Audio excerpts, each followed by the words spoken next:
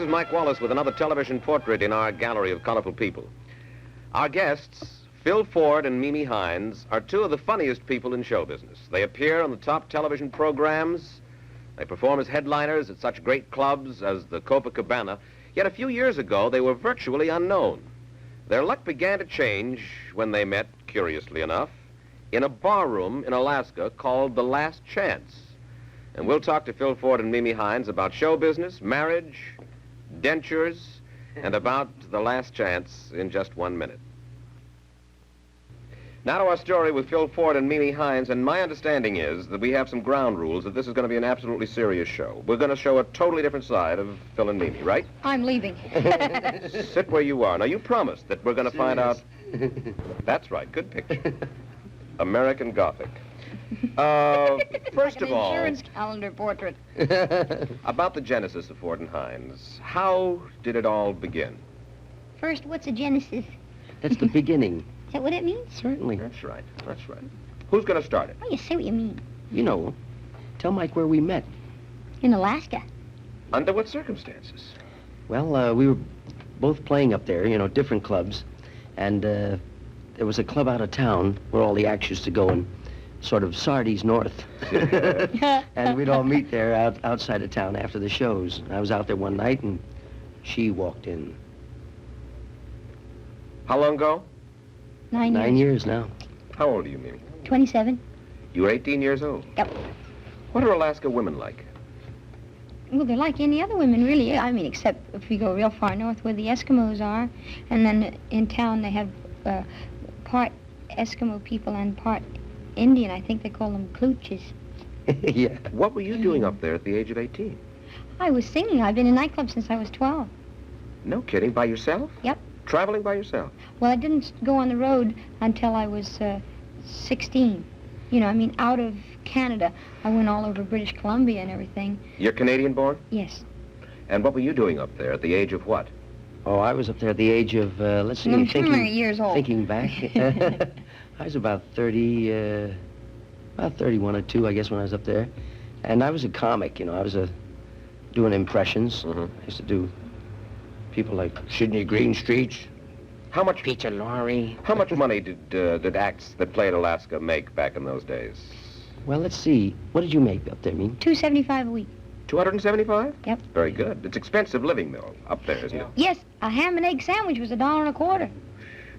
Yeah, that's why a lot of acts on the West Coast would take the job, because you could get transportation up there, and you'd be up there for 4 or 6 weeks. So whenever work got a little slow around San Francisco or Seattle, the agents would offer you this Send you on up. chance to If go you to had your own Alaska. chicken, you could save money. Now, so many teams, girl and boy teams that work together, I understand. For instance, Nichols and May disliked each other intensely to begin with. Really? Yeah. What about you two? You'd Were never you... know it. Well, no, not now. Not now. No. But did you hit it off right away that first night in the... What was the name of the bar? The Last Chance. Hey, that was let me tell you a little bit Oh, about it was the a bar. funny place. The owner was one of those old-fashioned nightclub owners that was very tough and very hard on the entertainment. And when the comic would start, the entertainer would, the boss would watch him for a minute, and if the entertainer looked like he was going to be a little weak, he'd walk over to the bar and he'd look at the bartender and he'd go, and the bartender would say, "Yes, Mr. Sumter." And he would pour him a big tumbler glass full of whiskey.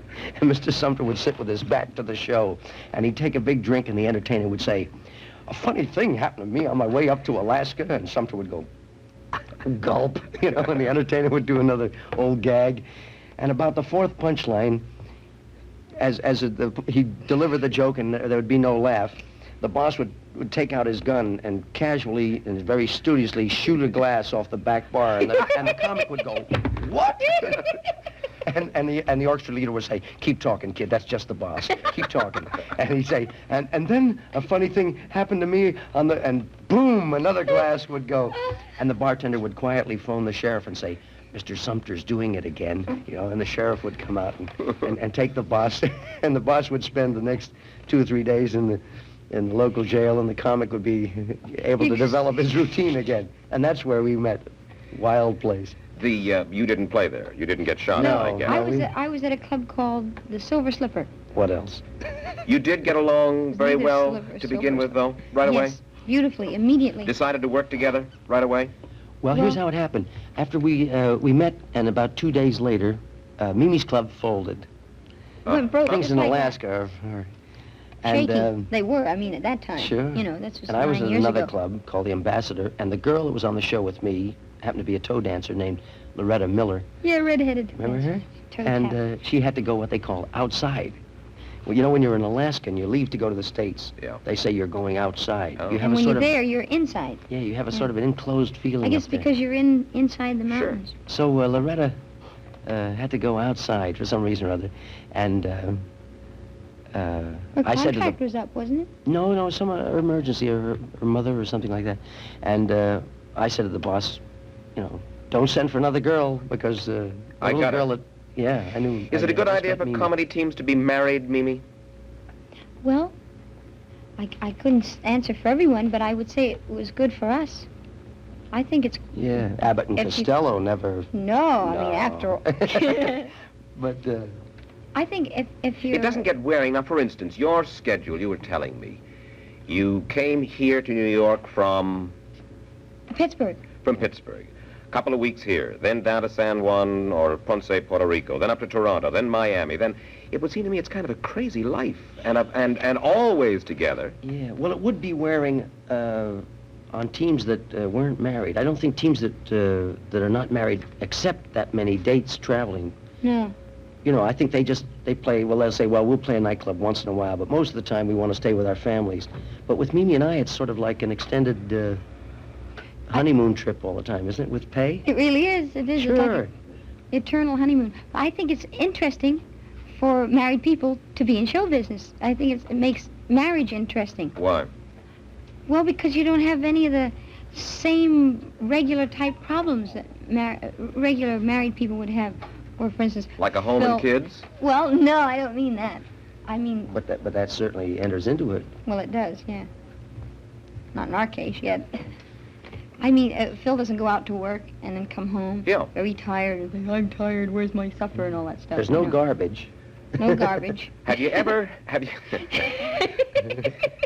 been real sore at each other just before you went on, then had to go on, perform, and come back off, and still want to take a poke one at the other? We got to take a break for a minute before you answer that, and then we'll come on back, and I'd like to hear about if it's Yeah. ever happened. Sure. And we'll be back with Phil and Mimi, Ford and Hines in just a minute. Now back to Phil Ford and Mimi Hines. What about it? Don't you ever get sore at each other and Sure. doesn't it make it difficult on stage being funny? When the bell rings, we... Hit the first round? Yeah. You know, we can be fighting like tigers. In fact, several times I've laughed as I've gone on stage. We can be, you know, it's like a B movie sometimes, you know. You've seen so many movies about show business. Now, you've seen this scene where the couple are off stage. They're in the wings now, and they're saying, darn it, Dolores, I wasn't out with that girl. I was at the bar having a few beers. Don't give me that kind of stuff. I know what you were doing. There's our music. All right, get it. Down we go, you know. We've and, done and that. several times I've gone on a... Then you break up. Then you say to yourself, what the heck? You know, It's usually about whether we're going to play a certain date or not. We don't have arguments about our own personal life. Uh-huh. No, it's usually mostly business.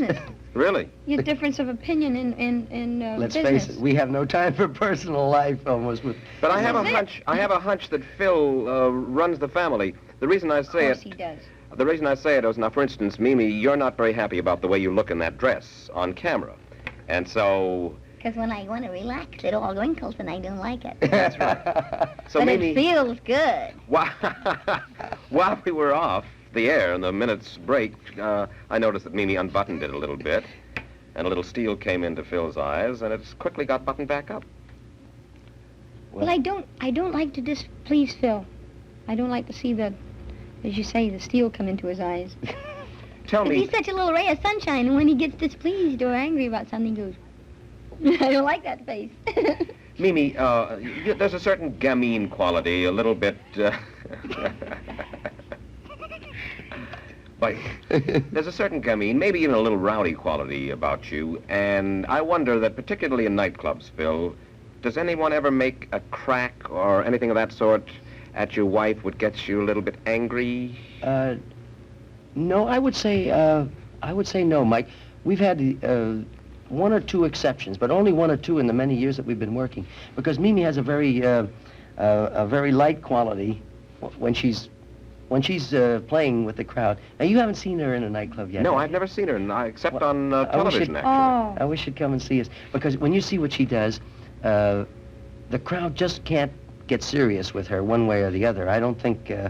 Well, they of course they do get serious when she sings, when she wants to do a beautiful song, but when she goes around the audience and shakes hands and does a few gags with people, they don't get to the point where they really take her seriously, to the point where they're going to heckle her. Even if she should get quiet for a minute and there should be a little lull, I've never heard anyone say, "All right, keep the show moving," or anything like that. But if they did, I think that she could handle herself handle very herself. capably. Mimi, do you mind if we talk a little bit about your teeth? No, not at all. Are you sensitive about your teeth? No, it just seems that that's the only one of my features that caught on. The New York World Telegram describes you as 2 buck teeth and a carload of talent. Well, can I... That's not true. My whole mouth is buck. No, what do you often say? She often says something about her. I don't have protruding teeth. I have a receding chin. When you were a little girl, did your mother never talk about putting braces on your teeth? No. Did you used to agonize about them? No, they never bothered me. Never bothered you? No one made jokes about them. No, nobody called me names at school. And Well, let's look at it scientifically. Huh? Let's look. Now, give me the natural smile. Oh, yeah? Is that the natural smile? Now give me the comedy smile. There they are. Now in profile. Let's see them Let's see really them in profile. profile once, if we may. Straight or First pushed straight, out? first serious. Composed. There's Mimi in repose. She's never in repose, let's face it. Yeah. Now, let's see, Mimi, I'll smile. how about a little bit annoyed? Oh, that's... Let's see, Mimi the witch. The little witch. What happened? Did you fall on your teeth about 6 months ago or a year Oh, ago? a couple of years ago. Yeah. Would you mind if I have a drink of water? I don't. That's very trying. Try out there. I don't. It's good. Not good for much, but... That's never. Can... were we on close-up on that one? Let's take it again, please. Teeth Do you have mind? many uses, you see. Can you aim? No, I understand that you can even, if you want to hit a bald head in the front row, that can be done. Possibly we could aim at the camera that is right here, that is shooting at you right now. I blew the whole thing. On target. I think I loosened them all. Pretty good aim. That's an Not bad. extraordinary thing to see. It is. It Isn't really it? is. It's devastating. Well, you know, in the nightclub act now, I usually start to play the flute when Mimi does this. Yeah. And when she hears the trill of the flute, you know, it has such a liquid quality, a beautiful sound. And then as show Mike how you do that when I play the flute, and you do the little dancing waters bit, huh? See, it has a little breeze in it. I start to play the flute, and then she does a little dancing waters thing. I've gone, sir. There's a sort of a living fountain effect. What happened? Me, old faithful. We got about a minute and a half left, and Geezer. I have never quite gotten this story. You had been on television before the Parr Show, but it hadn't really happened. We had been on the Gary Moore show when Gary had the morning show. Mm-hmm. And that was about a year before we went on the Parr Show. And, of course, Jack Parr was our first nighttime show. Yeah. And then after your first, what was it about that first Parr appearance that seemed to take the country by storm? Have you ever figured it out yourself? I think the story that goes just before the show went on the air is the thing in depth that went on between Phil and I, that everybody saw. You know how like Can you tell it television in a half a cameras- minute? Yeah, tell him. Well, Mimi wasn't supposed to sing on the show, just do the comedy, and she was a little disappointed. But after we did the comedy act, Jack said, "You know something? She's got a wonderful voice. Let's get her back and have her sing." And when she heard that, her eyes kind of Because of filled what up, you know. told me before. Well, I said, someday somebody will hear you and they'll ask you to sing. I said, don't feel bad. And this is just before we went on. So You when said we went someone on... will really hear and recognize the quality in your voice, Yeah, and they'll so ask Jack you to heard sing. it. And when they ask you, That's then when you're you'll do gonna great. sing see? for 'em, So see? Jack said, let's have her do a whole song. So then she did a whole song, and she was so full of emotion that everyone's caught it. I saw it that night, and it was so beautiful. I thank you for taking time out of what is a crazy schedule, I know, to come and tell us a little bit and sit here, talk to us just for these I've 20 enjoyed minutes. it. I Great wish fun, we had Mike. more time. Thank you, ma'am. Thank you, Phil. Be back in a moment with a footnote. Most of the successful new comics, Mort Saul, Shelley Berman, Nichols and May, have made it in show business with a new kind of humor which has been called inside or hip. But Phil Ford and his wife have been equally successful with far more traditional material, the pratfall, the punchline, the belly laugh, and of course Mimi's voice. And all of it, stuff that Mimi Hines can really get her teeth into. And we thank Phil and Mimi for adding their portraits to our gallery, two of the people other people are interested in. Mike Wallace, that's it for now.